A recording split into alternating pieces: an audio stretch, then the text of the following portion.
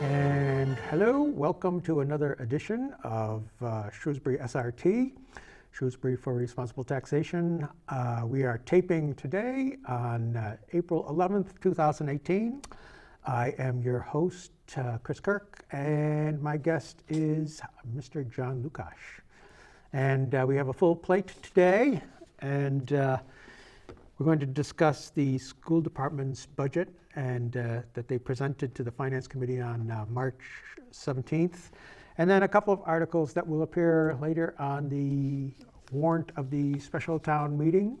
One of them is concerns water rates, and the second one concerns legalizing retail marijuana in town. So down to business. We got to move here, guys. Well, it's that time of year again when each of the town's departments presents its budget for the coming fiscal year. And on March 17th, the school department presented to the Finance Committee its proposed budget for the coming fiscal year. And they got straight to the point.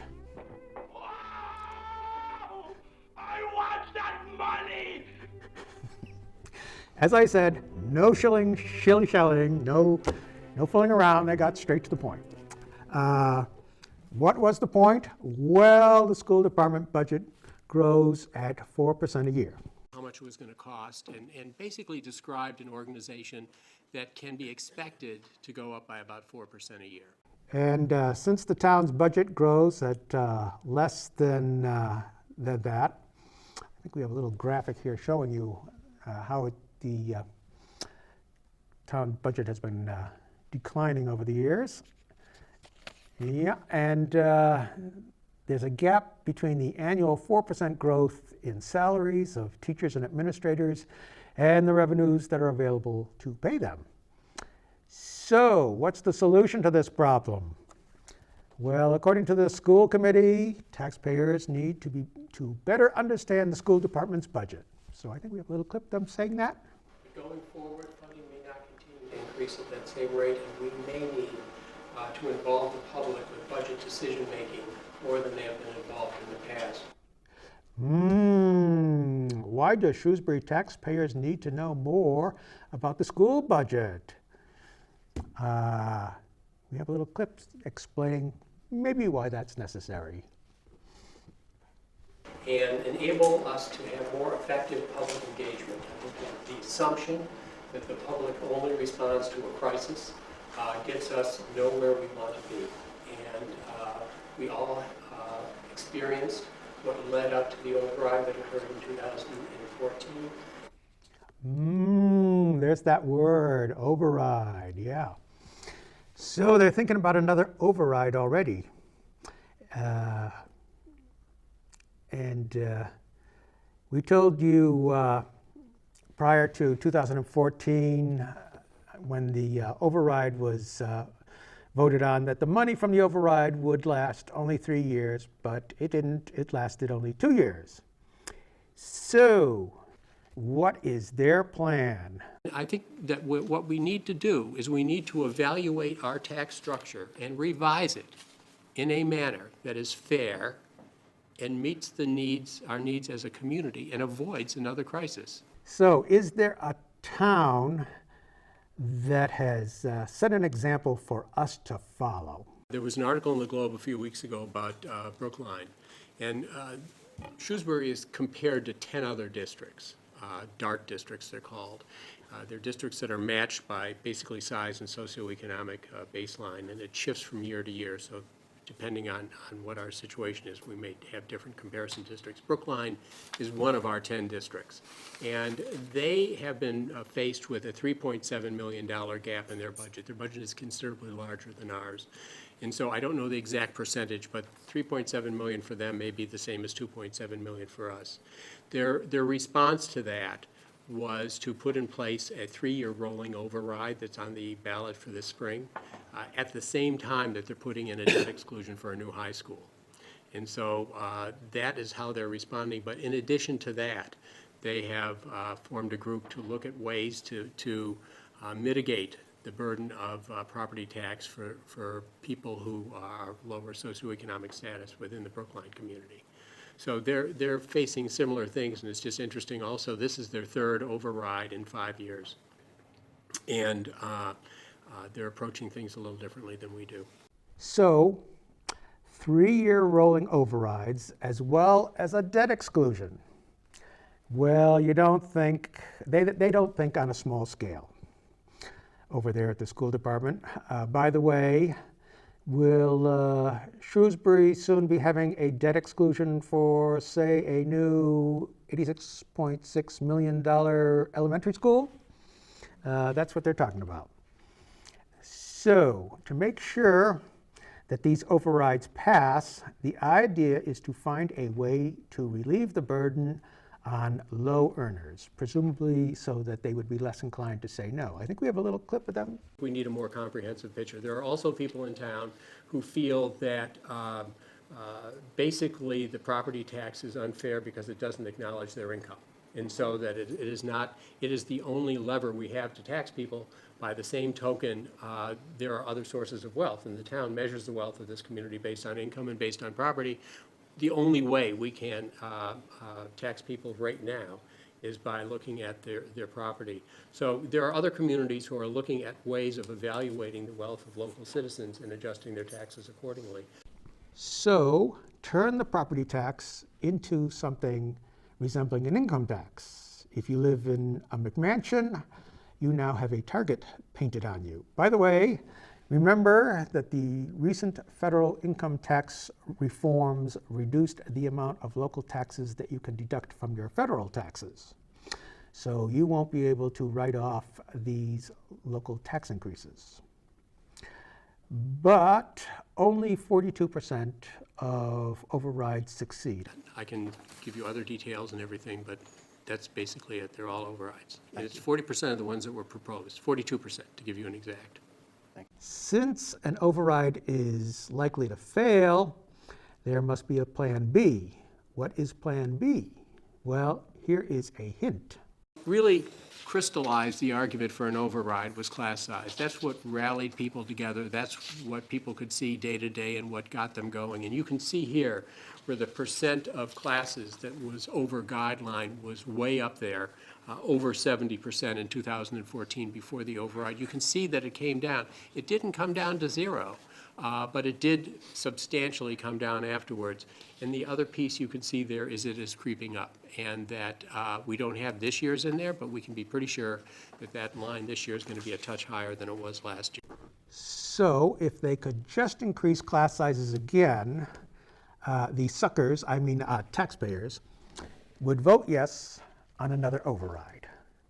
How can a school department increase class sizes? Well, one way is to simply shift classes from one school to another, because if you pack more classes into the same building, then the class sizes must increase. Another way is not to replace teachers who retire. Then the classes that those teachers would have taught must be spread among the remaining teachers, so class sizes again increase. And another way is to increase enrollment. And you say, increase enrollment? It's impossible to increase enrollment. Actually, the school department does this routinely. For years now, the student population in town has been almost constant. As you see, the student population has been growing very slowly since about 2004. I think we have a graphic showing that. Oh, there we go. But that's not a problem. There are all sorts of nice kindergarten and pre-kindergarten programs that can be offered, which will attract more students into the public schools and thus increase enrollment. So which such program would they use to increase enrollment? Well, at the school committee's meeting of March 14th, the school committee voted to raise bus fees and activity fees at Oak Street School and athletic fees at the high school, and to increase preschool tuition in order to pay for increase in the cost of those programs. But they did vote to reduce tuition for full-day kindergarten, which is not mandated by the state. Why did they do that? Well, here's an explanation which appeared on an email that was sent to parents. And if you look at it, you can see that a 10% decrease in full-day kindergarten tuition will be enacted in the coming year, and they can do this because they have a balance in their tuition account from previous years. They can afford to pay for this reduction, and the other motive is that a lot of other towns in Massachusetts are already offering full-day free kindergarten, so why not Shrewsbury? And I think we also have a little clip to accompany this showing the superintendent of schools basically repeating these points. So there's estimated to be no impact on the appropriated budget relative to the reduction in the full-day K fee next year, because our projection for our year-end balance in that revolving account for this year will absorb that reduction. And I'll ask Patrick to find that reduction, what that equates to. So all the other fees will add revenue and help shrink that budget gap. The full-day K, even though it's going down by 10%, it's not going to have any impact on next year's budget. Over time, as this gets stepped down, of course it will. We're utilizing probably about in the range of $650,000 of parent tuition to subsidize that program this year. And the strategic goal that the school committee set, that Dr. McGee mentioned earlier, is that by the time, hopefully, a new Beal school opens in 2022 and we have enough space, because not having enough space is the reason why we don't offer full-day kindergarten to everybody right now. It's a space issue. It's not a program issue, it's a space issue. And at that point, the intent and my recommendation as superintendent was that we should join the vast majority of public school districts across the state in offering universal full-day kindergarten, not charging families for it.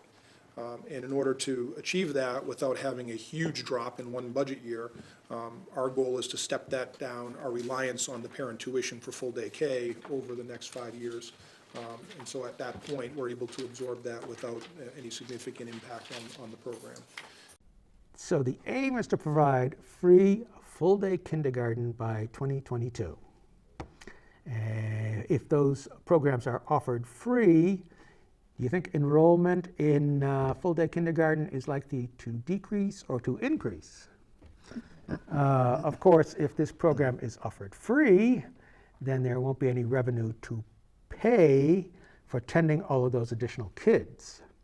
So free full-day kindergarten will increase enrollment, which will require more staff, but it will reduce school department revenues. So in order to justify another override, Plan B is to increase class sizes by not replacing retiring teachers, shifting classes from one school to another. As you heard, increased class sizes are the issue that stampedes parents into supporting an override. Increased enrollment will also justify an override, and the need for more staff will be as a result of the full-day kindergarten being offered free. And finally, they will be complaining about reductions in their revenues. They don't have sufficient revenues because they are now offering something free for which they once charged. So one way or another, they are heading towards another override, and you've been warned. Anyway, you want to put in your 2 cents there? Well, I would just say that, again, what they're doing is setting the stage. They're making it, more difficult so that when they choose to pull the trigger, they will have all this ammunition. But of course, all of it's been, much of it has been self-imposed. Mm-hmm. The making full-day kindergarten free for all students will, as you said, increase enrollment.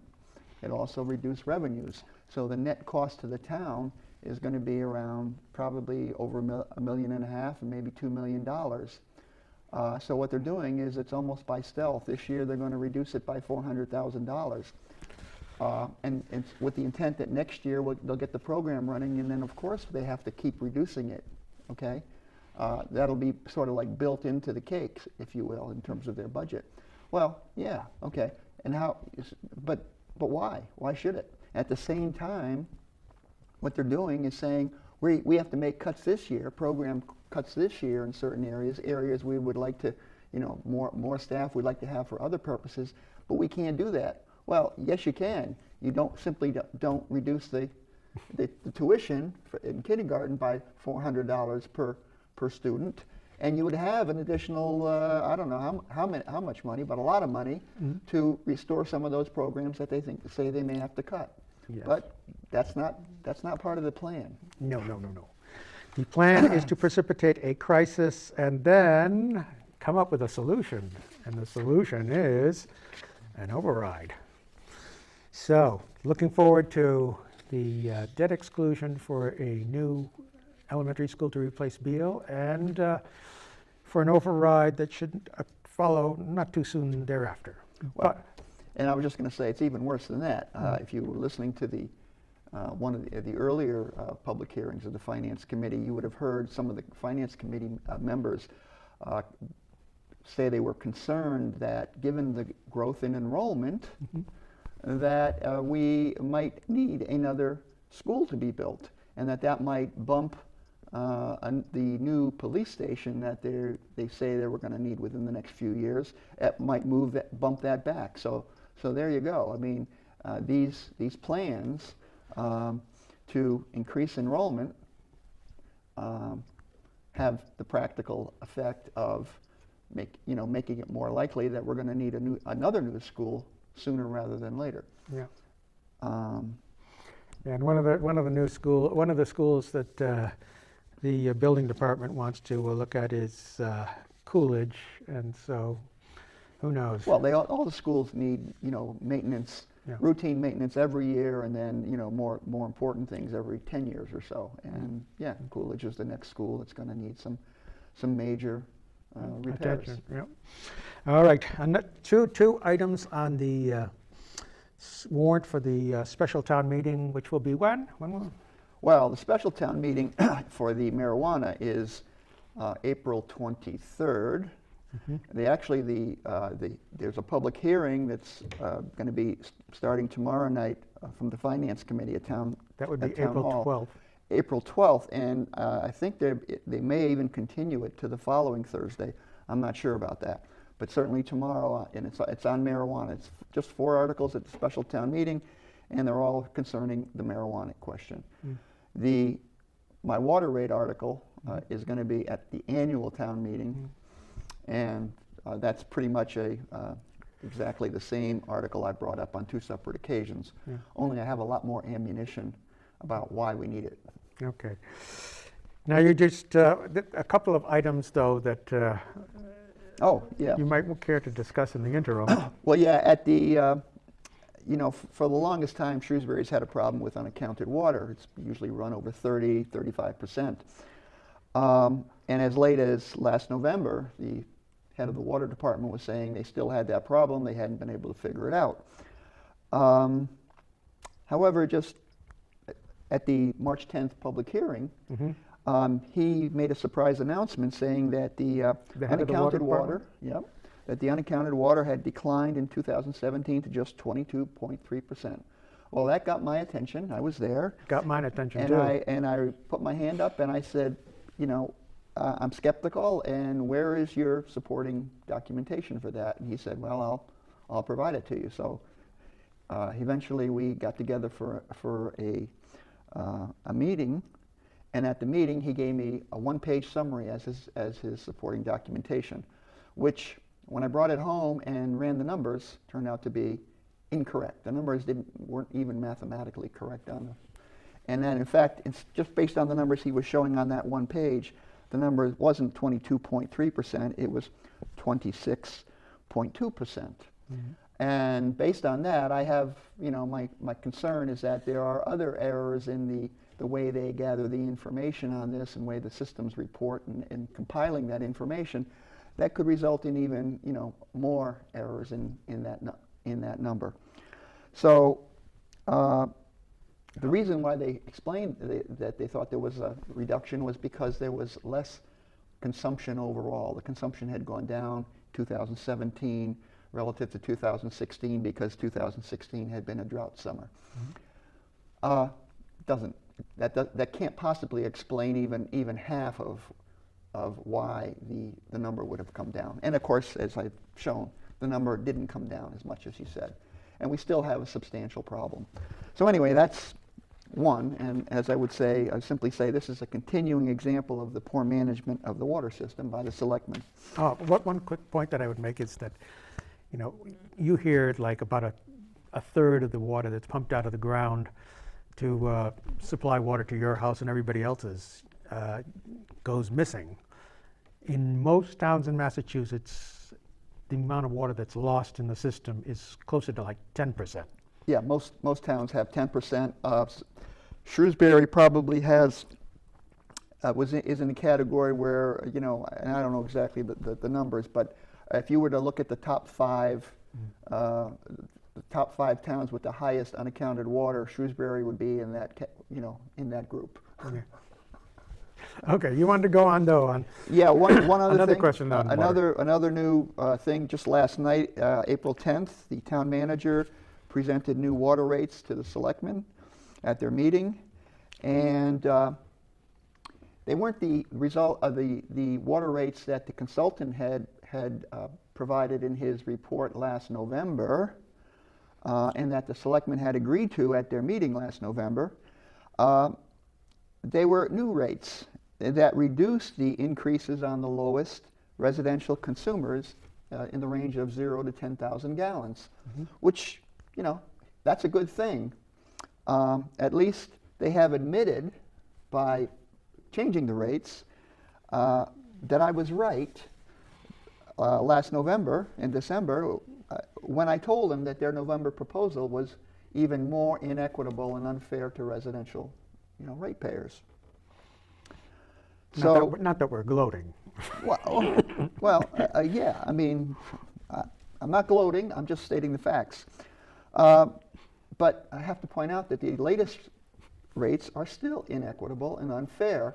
Not only are they unfair to many residential customers, but they're unfair to the small commercial customers. They've turned around and made it so that a commercial customer who uses 5,000 gallons is going to have a much higher rate than a residential customer of the same amount of water. Okay. Now, so who's getting the big benefit on this? The largest commercial customers. That, by the way, that's in the Worcester T&G on their website. I think it might be in tomorrow's paper.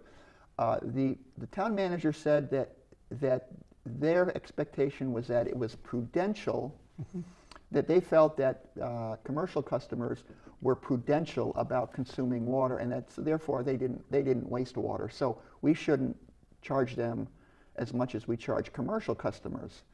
Well, I guess what he's saying is that we can trust all large commercial customers to conserve water as much as possible, maybe, and at the same time we're going to assume that all residential customers, especially those above 25,000 gallons, are wasting water. Now, I can tell you that the average for a family of 5 is 25,000 gallons per quarter. If you have a family of 6, that's 30,000 gallons per quarter.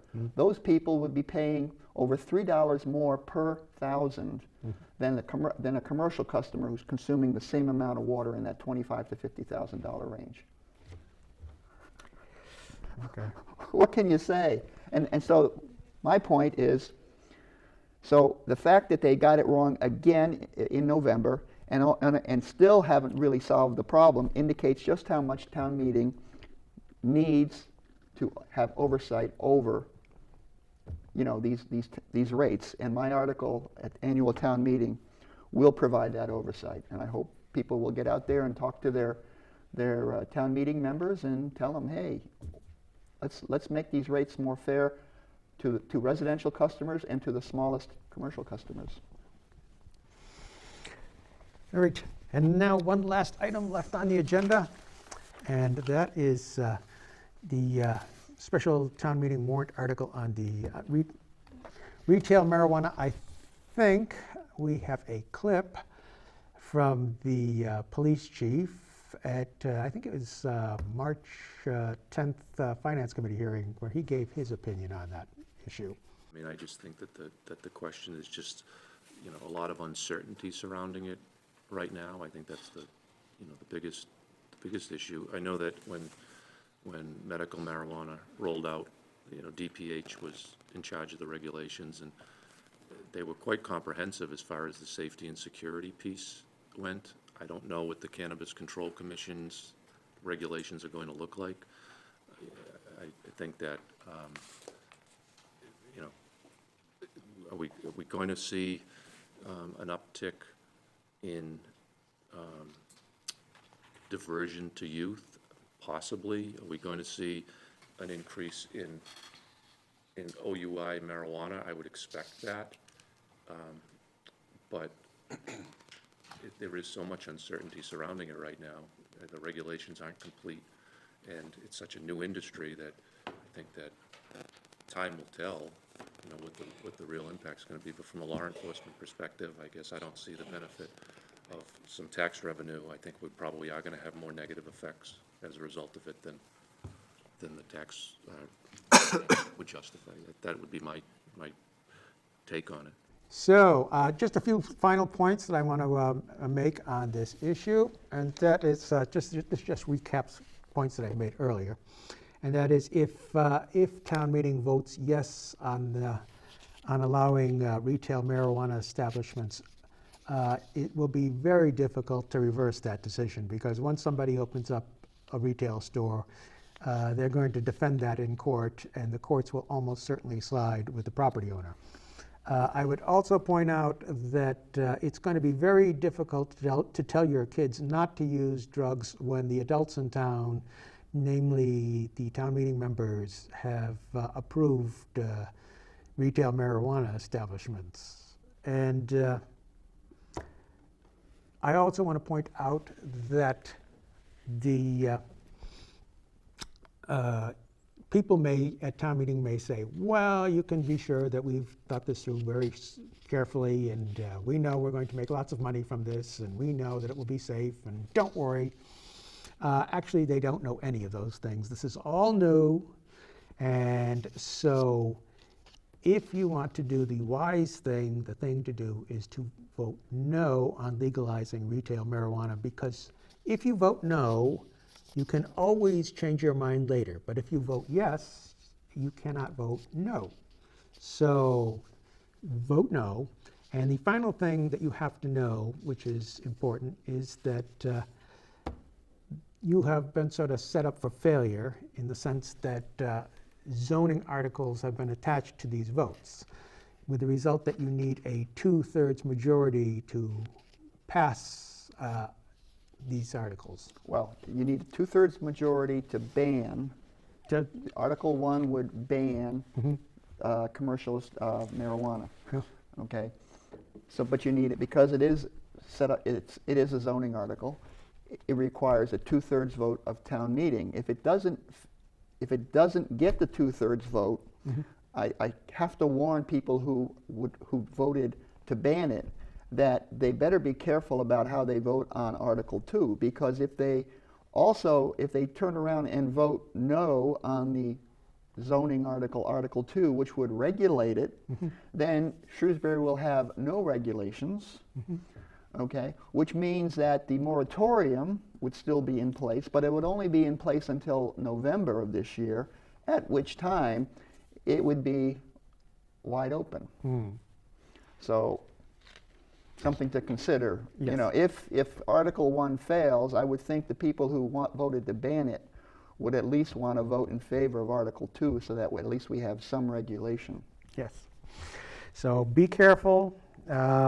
This is, you're going to have to put the screws to your town meeting members to make sure that they vote the way you want. And with that, I think we've rambled on long enough, and thank you for your attention, and we will see you again next month